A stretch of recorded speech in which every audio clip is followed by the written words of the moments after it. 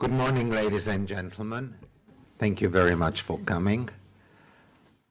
We are very honoured that the Lord Mayor of Sydney will, in a few minutes, officially open our first symposium. But before that, I would like to ask Uncle Charles and Uncle Alan Madden to give welcome to country. Thank you.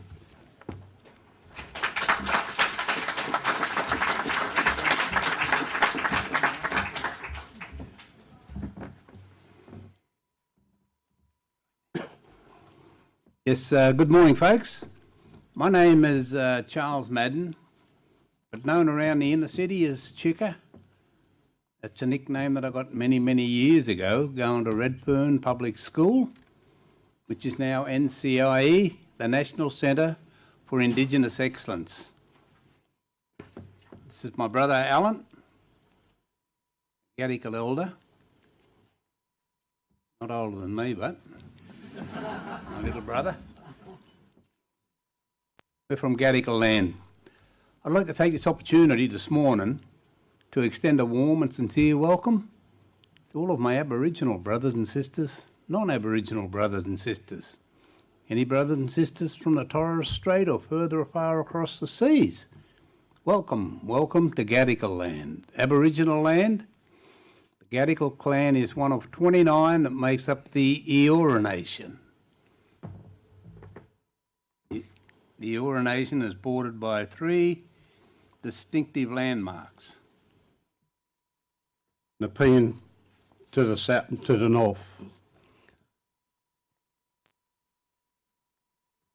Now, this gets very difficult when we got the two of us up here.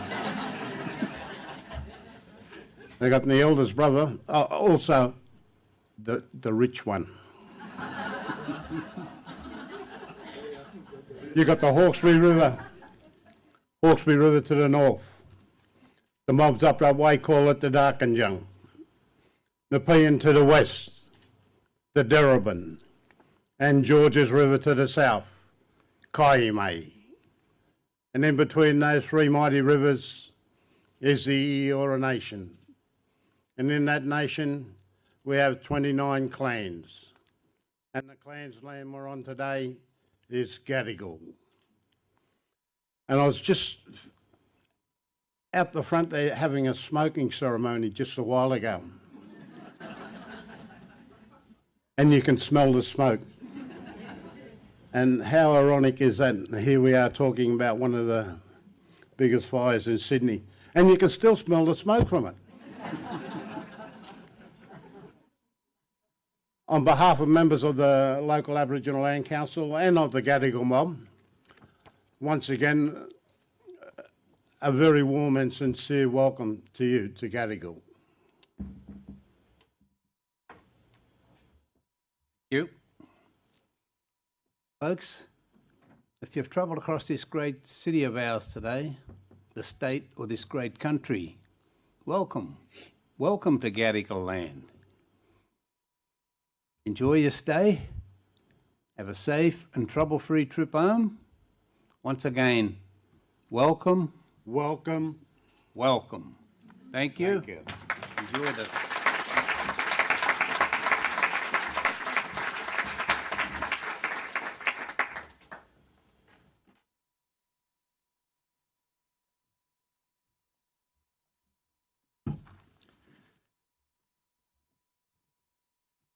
Thank you, Uncle Charles. Thank you, Uncle Alan.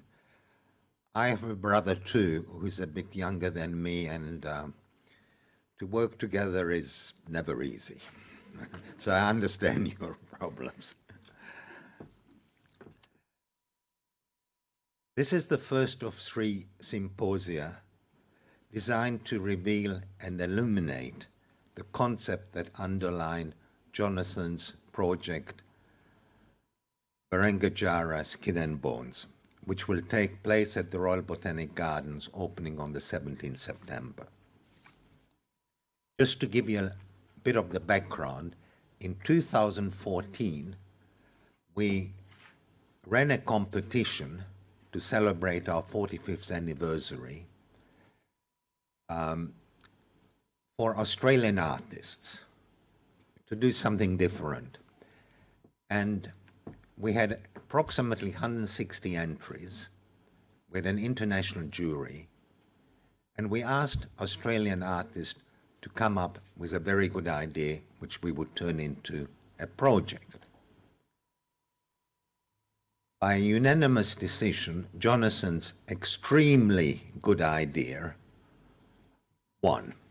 And since then, we've been working with Jonathan to turn his concept into reality. And what was originally intended as an art project, because that's what we have been doing for 47 years now, has turned into a multi-dimensional cultural celebration.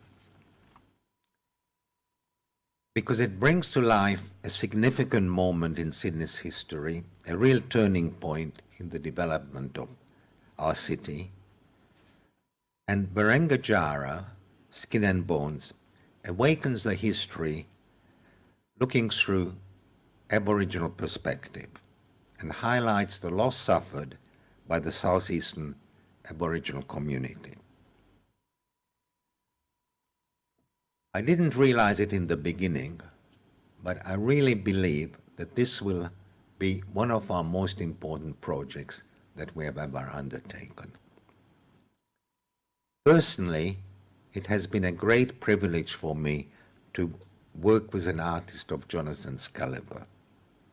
And it has involved a deep personal journey, providing me with important insights into a world which I had almost no understanding or knowledge. So thank you, Jonathan. Each of the three Spotfire Symposia in May, June and August is presented with a major cultural organization that has historical connections to the Garden Palace. Because the Garden Palace was really the kern, the seed of many of our cultural institutions that we know that make up Sydney today. Today, we would like to thank the State Library for partnering with us to present new scholarship on the idea of landscape and language. I would especially like to thank our distinguished speakers, several of whom have travelled from interstate or region New South Wales to be with us today. Thank you for making the effort. Thank you for Auntie Julie Freeman, Dr. Stan Grant, Bruce Pesco, Oliver Costello, and if I forgot a name, please excuse me. Each of the three symposia are live streamed, and the discussion will continue throughout the year. Also, during the project, we will publish a comprehensive book containing interviews and essays on topics that have played an important part in creating this project, ensuring the Garden Palace will become part of our collective memory. What is amazing that this is a building that dominated Sydney's skyline, twice as big as the Queen Victoria building. Last couple of years we have asked hundreds of people and only a few have ever heard of it. So I think what Jonathan will do with his project is make sure that it will become part of our history. I would like to thank a few distinguished guests who are here. Kim McKay, Director and CEO of the Australian Museum. Mark Stapleton, Director, Aboriginal and Torres Strait Island Arts from the Australian Council, and Professor Michael McDaniel. Thank you very much for coming. Lord Mayor, you have personally championed art and culture as an integral part of a global city like Sydney. During your 12 years of leadership, Sydney has undergone significant changes, making it one of the world's most livable and visited cities. Your commitment is well known, both internationally and locally, and is deeply appreciated. And if I can add my personal thanks, thank you very much for what you have done for Sydney. I really enjoy, although I wasn't born here, I spent most of my life here, and I consider it my city, and I really enjoy living here. I would now like to call on the Lord Mayor to open the symposium.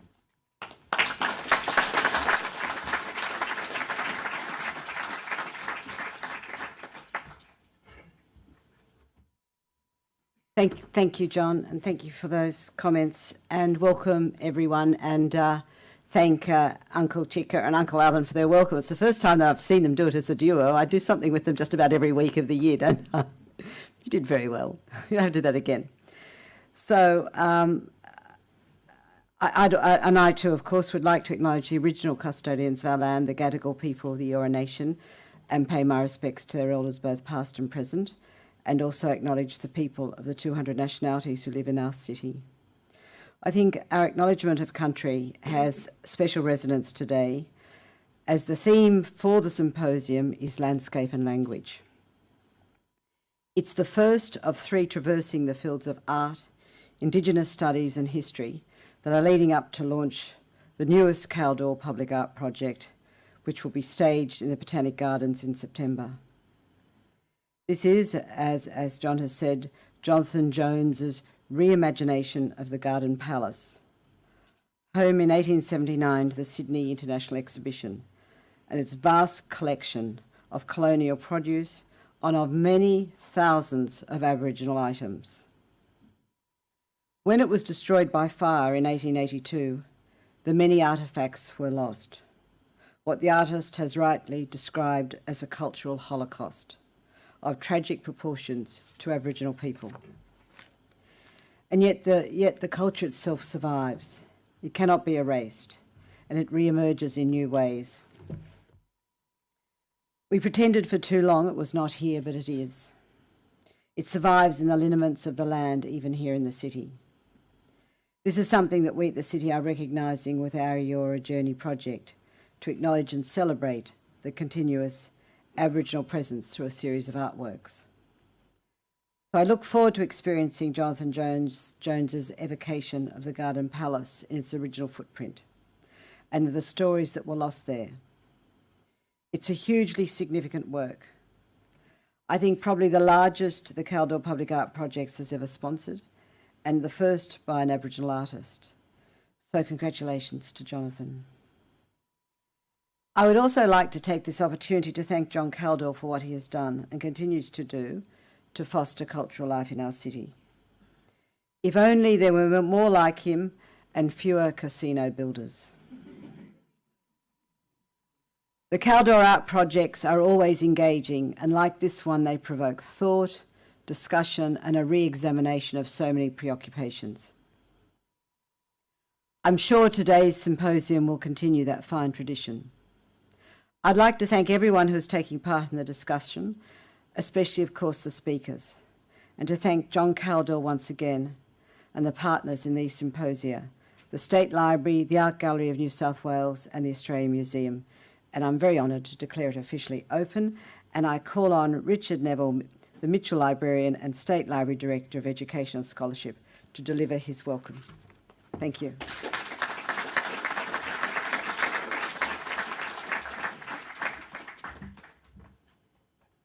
Well, thank you everyone, and I too would like to acknowledge and pay respect to the traditional owners of the land on which we meet, and the Gadigal people of the Eora Nation. And it is upon their ancestral lands we have come together for this important event, and of course it's on their ancestral lands that the State Library is built, and we are very mindful of the responsibility that we hold in understanding the impact of European settlement on this country. And I'd obviously also like to a special welcome to Uncle Charles and Uncle Alan, and likewise I've never seen the double act before, and it was well done. John Kaldor, who we thank for this magnificent opportunity we're experiencing today, and the Lord Mayor, and of course Jonathan Jones, with whom the library has worked closely to bring this together. It's as the Mitchell Librarian, and I think I've got one of the longest titles of any public official these days, and Director of Education and Scholarship, it is my role to facilitate the provision of advice on the promotion, interpretation and engagement with the library's collections to research communities, to the broader education and schools communities, and also to Indigenous communities. And I think few people perhaps understand the depth and the richness of our collections in that space. Now, this library has been captivating its readers ever since it opened its doors, the Mitchell Library, in March 1910. And from the start, its collections have mixed the completely astonishing with the everyday, the biggest names in Australian history with the least known, the biggest names in Australian literature with the most commonplace, the biggest ideas and the smallest ideas all meet in the Mitchell Library, in the State Library. It's a kind of panorama of Australian life itself. Now, our extraordinary collections document the heritage of Australia and Oceania, and are one of the state's most valuable assets, and it's now up to, I mean, this is an accounting idea, but it's about $3 billion for whatever that actually really means. By building and preserving and making accessible its collections, including born digital materials, the library enables all Australians, and I think one of the great things about libraries is their democratic underpinning, all Australians to interrogate our past, understand our present and imagine our future. Now, the library holds about 7 million items, although no one's actually ever really counted, and it's indeed something that accountants find very annoying, that we can't tell them how many things we actually hold. We say we have about 132 linear kilometres of collections, about 2 million books, 1.5 or so million photographs, 13 kilometres of manuscript collections, 150,000 architectural plans, about 70,000 maps, realia, enormously rich and diverse and important collections. And I think as we explore these collections and the ideas that they raise, we do reflect upon landscape and language. Language itself is a particular focus for this library, most evident through the work of our Indigenous Services branch. Our Rediscovering Indigenous Languages project, which was supported by Rio Tinto initially, aims to spark a conversation to connect Aboriginal and Torres Strait Islander people to our collections and to share and celebrate stories of Indigenous Australia. The work undertaken by my colleagues Kirsten Thorpe and Ronald Briggs, who you'll be hearing from later on, in many ways are complementary to Jonathan's project. Just like the stories that will emerge through this project, our aim is to connect directly with Indigenous community members to develop a space in which we can acknowledge and reframe Australian history for both Indigenous and non-Indigenous Australians.